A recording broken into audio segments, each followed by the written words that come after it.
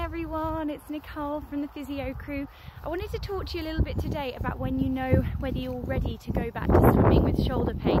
So I was talking to a lady this week and she's had shoulder pain for quite a long time. She's been to see a physio and not us but someone else, and she was saying that she was feeling a bit frustrated because it hadn't changed. She was looking to come and see us for massage, and I said to her, well, you know what, actually shoulders can be a little bit complex. Sometimes it is just a case of having a massage, but most of the time there'll be some level of instability or poor coordination of the muscles around the shoulder. So I said to her, go back to your physio, maybe look at having 2 or 3 sessions so you've really committed to it, and make sure that you're committing to the exercise, because she quite openly said to me, you know, I find difficulty the exercises, I find them quite boring. And I said to her, yeah, just remember they're like doing the washing up, they are boring unfortunately, and it's a case of just persevering with them to make sure that the rotator cuff are coordinating with each other and working well together.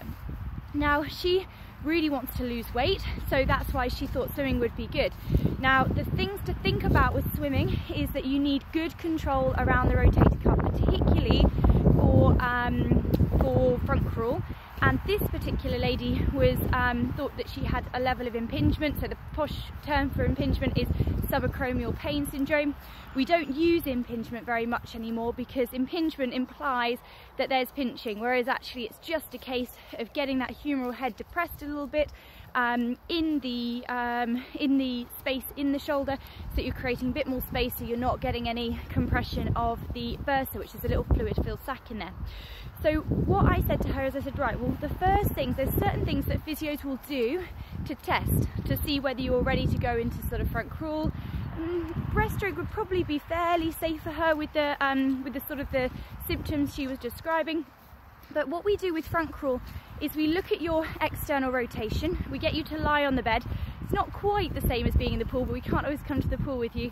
And we look at the control with the rotation. We look, are you able to keep the humeral head centralized in the joint as you go through rotation?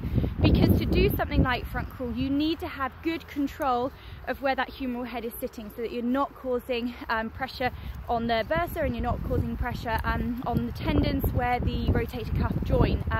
So the supraspinatus tendons can sometimes get a bit impinged. Again, I don't like that word impinged, compressed. Compressed is a better one. And so we're trying to make sure that that doesn't occur. Now, it's great when people say, yes, I want to go and do some exercises, but what we need to do is tick off our little box of control and say, right, you can do that, therefore the risk is minimal. And that's where physio's training really comes in, because anyone can go on the internet and look at some exercises, but the thing that is skillful about physio is knowing what exercises to do at the right time, and then being able to assess what is the risk of doing the next level to minimise the risk of injury. You can never say, or not just injury, but irritation. And you can never be 100% sure. You know, I've been a physio 9.5 years. I indeed have made people a little bit sore sometimes afterwards, but it's because I've seen all those patients that's helped me to learn this works, this doesn't work, and then, you know, in 10 years time I'll be even more skillful at knowing exactly what is right. But everybody is different, everybody is an individual, and we have to go based on evidence, and we have to try and minimize the risk of re-irritation. And luckily with physio we should be educated to know this is the things that are less likely to cause the symptoms, these are the things that we need to do to get you back to normal life. Because we could just say, you know, sit there, don't do anything for the rest of your life, but no one wants to do that. Anyway guys, thank you very much, I'll speak to you soon, bye!